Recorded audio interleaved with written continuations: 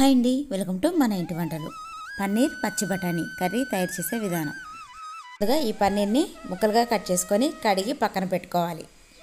ఈ పచ్చి బఠానీ అండి, ఈ పచ్చి బఠానీని ఒలిచిన గింజలను వేరే బౌల్లోకి తీసుకున్నాను. ముందుగా స్టవ్ వెలిగించుకొని ఒక కళాయి పెట్టుకోవాలి. కళాయి వేడెక్కిన తర్వాత ఆయిల్ 2 గరిటెలు వేసాను. ఈ ఆయిల్ వేడెక్కిన తర్వాత పన్నీర్ ముక్కలు వేసి ఫ్రై చేసుకోవాలి. ఇలా లైట్గా ఫ్రై అయిన తర్వాత వేరే బౌల్లోకి తీసుకోవాలి. ఫ్రై చేసిన పన్నీర్ ముక్కలలో 1 స్పూన్ కారం, చిటికెడు పసుపు, కొద్దిగా ఉప్పు ఇవి వేసి బాగా కలుపుకోవాలి. అంటే ముక్కకి అంటుకునేలాగా కలుపుకోవాలి. ఇలా చేయడం వలన ముక్క రుచిగా ఉంటుంది. ఇప్పుడు మూత పెట్టి అరగంట పాటు పక్కన పెట్టుకోవాలి. పన్నీర్ ఫ్రై చేసిన ఆయిల్ ఎక్కువగా ఉందని కొద్దిగా పక్కకు తీసేసి కొంచెం ఆయిల్లో ఈ ఉల్లిపాయ కూడా వేసి ఫ్రై చేసుకోవాలి. ఇది కొద్దిగా ఫ్రై అయిన తర్వాత జీడిపప్పు కూడా వేసి ఫ్రై చేసుకోవాలి. ఫ్రై చేసుకున్న ఆనియన్, జీడిపప్పుని చల్లార్చుకోవాలి. స్టవ్ వెలిగించుకొని కళాయి పెట్టుకోవాలి. కళాయి వేడెక్కిన తర్వాత చిన్న గరిటెతో ఆయిల్ వేసాను.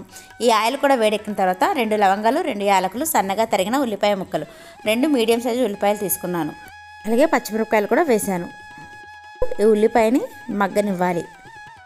ముందుగా ఫ్రై చేసి పక్కన పెట్టుకున్న ఉల్లిపాయ, కాజు వాటితో పాటు అల్లం వెల్లుల్లి కూడా వేసి మెత్తగా గ్రైండ్ చేసుకోవాలి.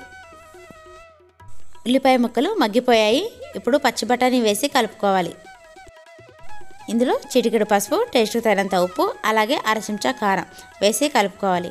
ఇక్కడ కారం, ఉప్పు తక్కువగానే వేశాను. ఎందుకంటే ముందుగానే పన్నీర్లో కారం, ఉప్పు వేశాను కాబట్టి ఇందులో తక్కువగా వేసుకోవాలి. ముందుగానే గ్రైండ్ చేసి పక్కన పెట్టుకున్న జీడిపప్పు, ఉల్లిపాయ పేస్ట్ వేసి కలుపుకోవాలి. ఈ పేస్ట్ కోసం 1 ఉల్లిపాయ మాత్రమే వేశాను.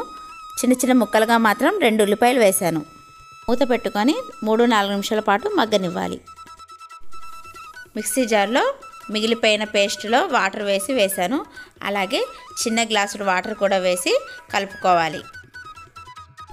ఇప్పుడు మూత పెట్టుకొని 5 నిమిషాల పాటు ఉడకనివ్వాలి. పక్కన పెట్టుకున్న ఈ పన్నీర్ ముక్కల్ని ఉడుకుతున్న కర్రీలో వేసి కలుపుకోవాలి. ఈ పన్నీర్ ముక్కలు కూడా ఉడకనివ్వాలండి. అప్పుడే కర్రీ అనేది చాలా టేస్టీగా ఉంటుంది. దగ్గరగా ఉంది కాబట్టి కర్రీ ఇందులో చిన్న గ్లాస్తో 1/2 గ్లాస్ వాటర్ వేసాను. ఇది కలుపుకొని మూత పెట్టుకోవాలి. ఉడికిపోయిందండి కర్రీ. చూడండి, ఈ విధంగా ఆయిల్ అనేది పైకి వచ్చేలాగా ఉడకనివ్వాలి. కరివేపాకు, కొత్తిమీర వేసుకొని కలుపుకోవాలి. ఇక్కడ నేను కొత్తిమీర వేయలేదు. కర్రీ రెడీ అయిపోయింది. ఈ వీడియో మీకు నచ్చినట్లయితే లైక్ చేయండి, షేర్ చేయండి, సబ్స్క్రైబ్ చేసుకోండి.